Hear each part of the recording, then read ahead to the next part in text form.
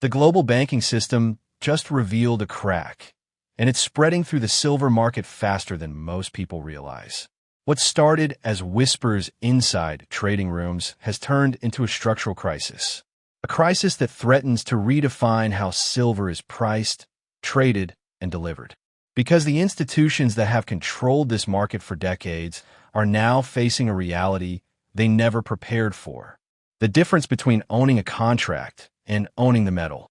And if you've been watching silver climb, or if you've stayed on the sidelines waiting for clarity, then the next few minutes might reshape how you think about what's unfolding right now.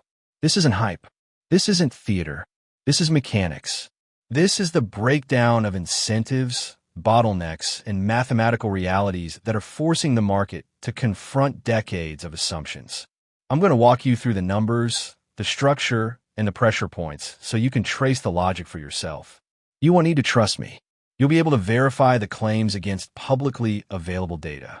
And by the end of this, you'll understand why this moment is different from the rallies that came before. Because what we're witnessing isn't just another silver rally. It's what happens when confidence in paper collides with demand for the physical asset. It's what happens when a market built to facilitate trading becomes the very thing preventing delivery.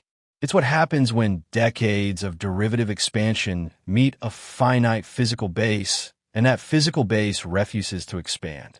So here's the question that cuts straight to the core of everything.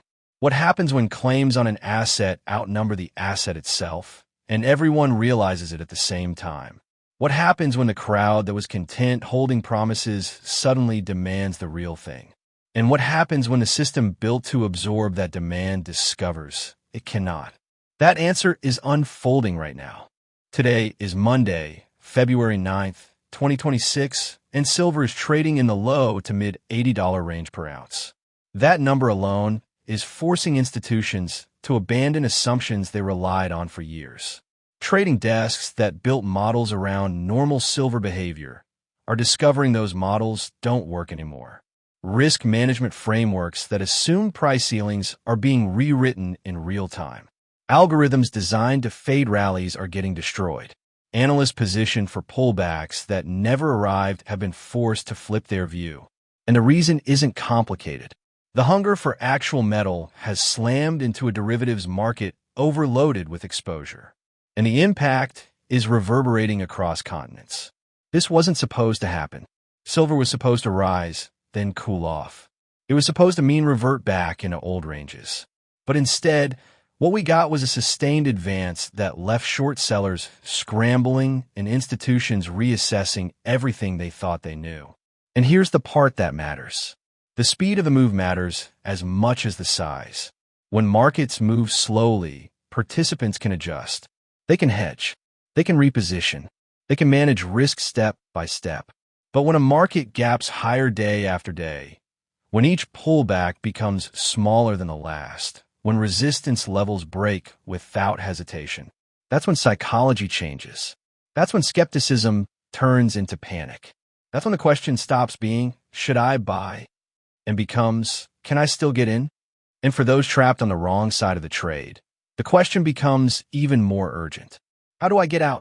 Because certainty vanishes instantly when substitutes stop being acceptable. Have you ever watched a market where paper stops being good enough? Where participants suddenly demand physical delivery? That transition doesn't happen gradually. It happens in waves. It happens in surges. It happens in moments of collective realization that spread faster than anyone can contain. And now, layer in a detail that makes this moment even more strange. The Chicago Mercantile Exchange just launched a new 100-ounce silver futures contract, right as physical availability began tightening. The official narrative is that it's democratization. Smaller size, lower barrier, broader access, a way for retail traders to participate in a market previously dominated by institutions trading 5,000-ounce contracts. And on the surface, that sounds like a good thing.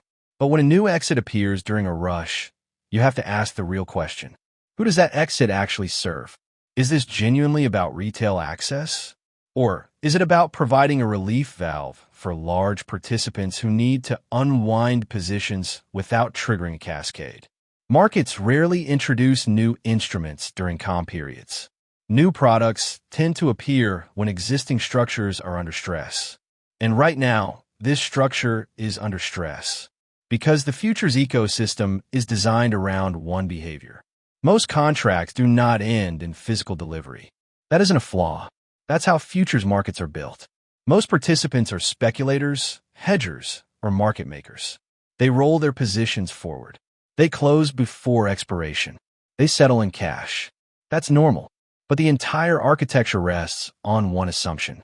If delivery is demanded in sufficient volume, deliverable metal will be available. That assumption is the foundation of price legitimacy, because futures prices are supposed to reflect physical reality. And when futures prices diverge too far from physical prices, arbitrage is supposed to close the gap. Buy the cheaper market. Sell the expensive market. Pocket the difference. That's the theory. But arbitrage only works if the underlying asset is available. And when it's not, the mechanism breaks. The paper price detaches from the physical price. And once that detachment becomes visible, confidence begins to erode. That's what we're beginning to see. Premiums are expanding. Delivery delays are extending. Availability is tightening. And the gap between what the screen says and what you can actually acquire is widening. And this is where the numbers become uncomfortable. The relationship between open interest and registered inventory has been reported near 416%, meaning the total paper claims vastly exceed the metal committed for delivery. Let me simplify that. For every ounce of silver designated for delivery, there are more than 4 ounces worth of contracts that could theoretically demand delivery. Under normal circumstances, that ratio isn't catastrophic, because most contract holders never stand for delivery. They roll, they close, they settle in cash. The system depends on that. But normal circumstances require confidence. Confidence is what keeps people holding paper. And when confidence shifts, behavior changes. Registered inventory is the metal committed to leave the vault. It's allocated for delivery. Eligible inventory is different. It's stored in approved vaults, but it's owned by someone, and it's not available for delivery unless the owner voluntarily converts it. And that distinction is everything. Because if holders start demanding delivery, the exchange cannot force eligible holders to release metal. You can't compel a reluctant seller without changing the price. So the question becomes unavoidable. When delivery requests accelerate, who gets bars? And who gets offered cash settlement? Who gets what they contracted for? And who gets told that physical delivery isn't practical under current conditions? These aren't hypothetical questions anymore. These are the questions that will determine whether the market resolves through price adjustment or through structural failure. Now, let's talk about the global dynamic making this even worse. The geographic price differential. Asian markets have been quoting silver at premiums approaching $6.50 relative to New York. That premium functions like a magnet, not because of conspiracy, because of economic gravity. Buy where it's cheaper, sell where it's more expensive. Ship the metal, pocket the spread minus logistics. When the spread is $6 on an $80 asset, the margin is big enough to justify serious effort. And here's what makes it even more dangerous. The flow is not balanced. It's not a two-way trade. It has become structurally one-directional because regulatory and practical barriers make silver imported into China unlikely to be re-exported. Once it goes in, it tends to stay in. That creates a ratchet effect, a one-way drain. And one-way drains don't self-correct. They compound. Over time, this produces what traders call a structural deficit, consumption outpacing fresh supply year after year. And when deficits persist, inventories shrink. This is simple arithmetic. Estimates place the annual shortfall around 200 million ounces. Global mine production is roughly 800 to 850 million ounces per year. That means the world is consuming around 125% of new supply annually. The extra 25% comes from above-ground stockpiles. And stockpiles are finite. Markets can ignore fundamentals for a long time as long as inventory exists. But when inventory depletes, the buffer disappears. And when the buffer disappears, price becomes the only mechanism left to ration supply. Now, if you think this is just investment demand, you're missing the core of the story. Industrial demand is roughly 56% of total demand. And industrial demand destroys metal. Gold is hoarded. Gold sits in vaults. Gold moves from owner to owner. Silver disappears. It gets embedded into products.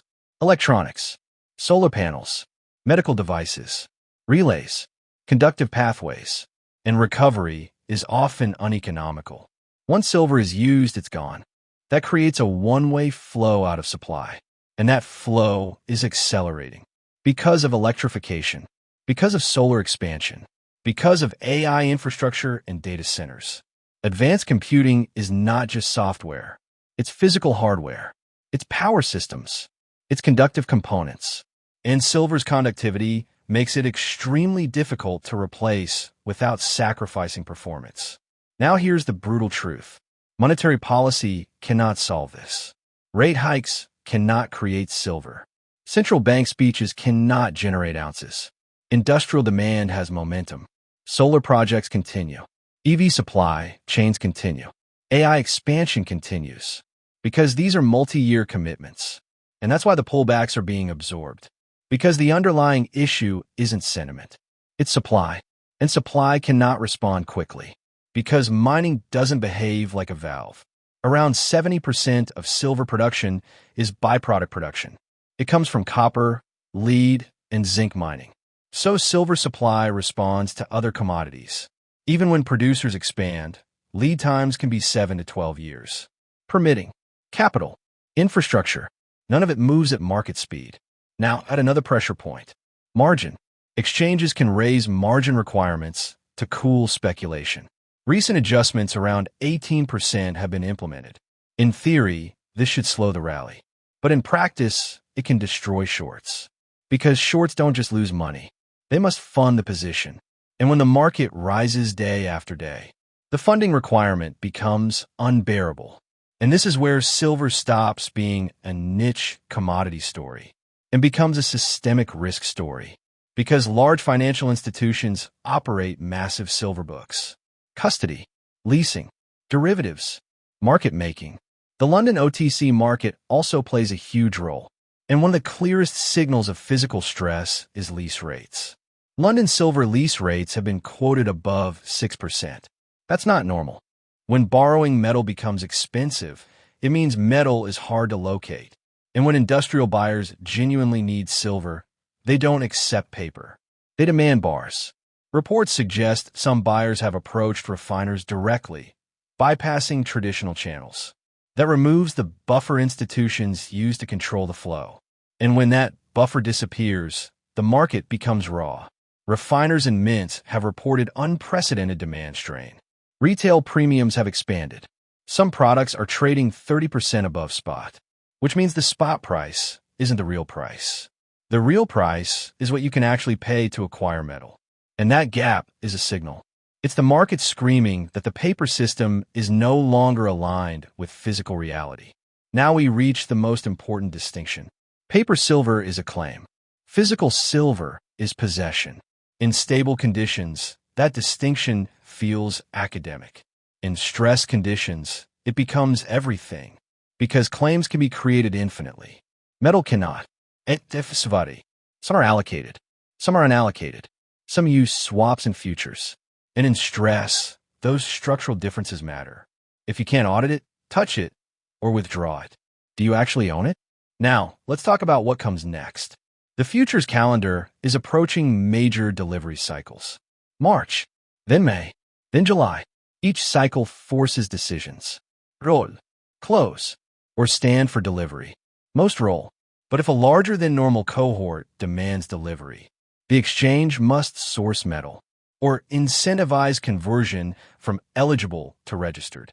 But eligible holders are not obligated. And that means you cannot solve this with rules. You cannot solve it with announcements. You cannot solve it with narratives. You can only solve it with one thing. Price. Price is the only mechanism that can ration demand and pull metal out of hiding. And that is why this rally is different. This isn't just investors getting excited. This is a structural collision. a collision between decades of paper expansion and a physical base that cannot expand fast enough.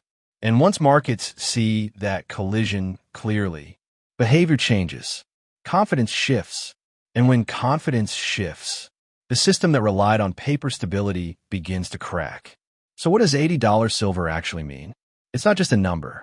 It represents decades of supply underinvestment, exploding industrial demand, a chronic deficit, a one-way drain toward Asia, and a derivatives market built on the assumption that delivery would never be tested. But now delivery is being tested, and the market is being forced to reconcile paper with physical. So here's the final takeaway. Silver is demonstrating a timeless financial truth in real time. When systems depend on confidence, and confidence collides with constraint, constraint wins. And whether you participate in silver or not, understanding this dynamic sharpens how you see every market. Because this isn't just about silver. This is about what happens when the world discovers that the claims are bigger than the thing.